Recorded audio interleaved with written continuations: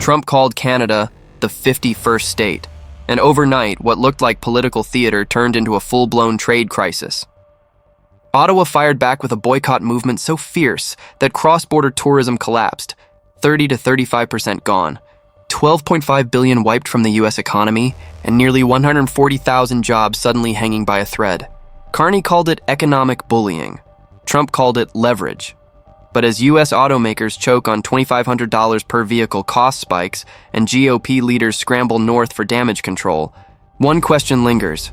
Is this an apology tour or the start of a total collapse? Because on October 7th, Trump and Carney face off to decide the future of North America's auto industry, and the world will be watching. So hit like, subscribe, and stay tuned. This ride's just getting started. The boycott didn't start in Parliament. It started in grocery aisles, gas pumps, and airports. Within days of Trump's 51st state jab, Canadians began canceling hotel bookings, turning cars around at the border, and flooding social media with Boycott America and Not Buy Canadian. What looked like a few angry tweets quickly evolved into a nationwide movement.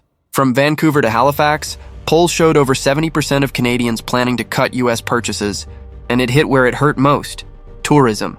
Cross-border car traffic plunged 34%, while air travel fell 22% in a single month. 20 million fewer trips meant $12.5 billion in lost revenue for American restaurants, hotels, and shopping centers.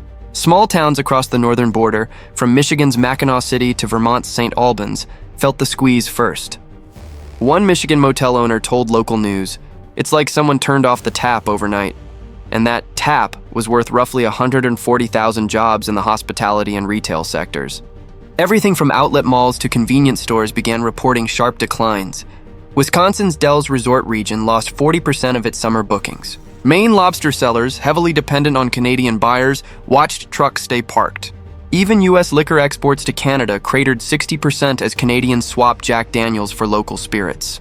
Meanwhile, in Canada, something remarkable happened. Domestic brands saw sales explode. 80% growth in local food, furniture, and clothing sectors. The Buy Canadian campaign became more than a slogan. It was a patriotic statement. Canadian influencers filmed themselves pouring out American beer, while government ministers quietly encouraged consumer discipline. The boycott turned into a political weapon, and a profitable one at that. But as Canada found pride and self-reliance, America found pain in the data. The U.S. Chamber of Commerce issued a warning that the Canadian consumer strike could shave 0.4% off U.S. GDP if it continued through winter. Retail chains along the Great Lakes reported inventory piling up. Even automakers began noticing ripple effects.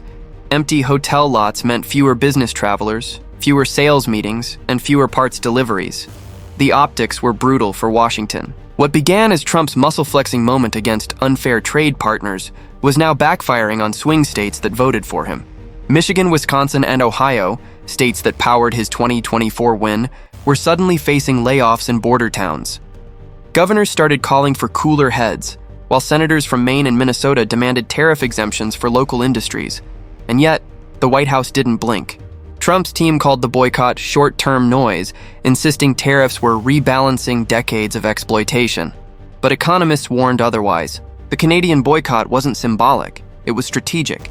It targeted high-traffic regions, high-value goods, and swing state industries. One Ottawa trade analyst called it a scalpel disguised as a protest. Even the logistics sector began to panic. Trucking routes between Ontario and the Midwest slowed as drivers refused U.S. crossings, citing harassment fears.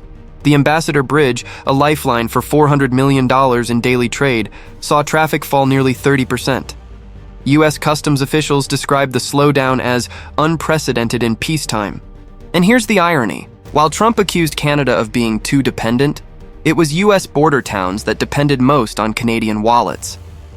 Thousands of small businesses that once marketed themselves as Canadian-friendly now face closure. Gas stations, diners, and ski resorts from Montana to New York are suddenly empty. Casualties of political pride. Canadian media celebrated the shift as economic sovereignty. Meanwhile, U.S. outlets called it a tourism meltdown. But the real crisis was yet to come, because as the boycott expanded, the U.S. auto industry started to feel the squeeze in places far beyond the border. That's where the real damage began. Not in hotel lobbies, but on factory floors. Automakers, parts suppliers, and transport companies started crunching numbers, and what they found next would ignite panic across Detroit and Washington alike. By late summer, the boycott was just one side of the storm. The other was mechanical, a full-blown auto supply chain meltdown. Trump's new 25% tariff on assembled vehicles and 50% tariff on select auto parts had flipped a switch inside the North American manufacturing machine. The US and Canada share one of the most deeply intertwined auto networks in the world. More than 75% of Canadian-made cars contain US parts, and half of all vehicles built in the Midwest cross the border at least twice before final assembly. That system was now grinding like metal on metal. General Motors, Ford, and Stellantis began quietly issuing warnings. Parts that once took 2 days from Windsor to Detroit were taking over a week. Shipping costs jumped 40%. Stockpiling became the new survival strategy. Dealerships from Buffalo to Calgary reported vehicle shortages, while others saw prices soar by an average $2,500 per vehicle. Some US factories even started re-importing parts through Mexico to dodge tariffs, a bureaucratic game of hopscotch. Michigan's Governor Gretchen Whitmer sounded the alarm, warning that a $10 billion hole could open in regional manufacturing if the standoff dragged on. Ontario's premier fired back, saying Trump's tariffs were killing both sides of the border. The North American supply web, built over 3 decades under NAFTA and USMCA, was suddenly a weapon in a political duel, and behind closed doors, panic was setting in among the GOP. The numbers weren't good.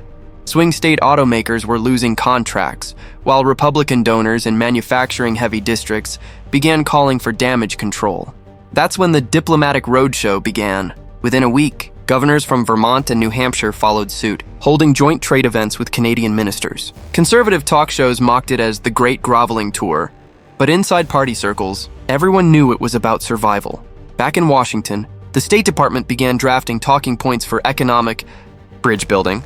GOP strategists even floated the idea of a temporary auto tariff, suspension to calm markets before the October 7 meeting between Trump and Mark Carney. Treasury insiders leaked word of a possible carve-out deal, limited exemptions for critical minerals and EV components to ease tensions before the upcoming USMCA review.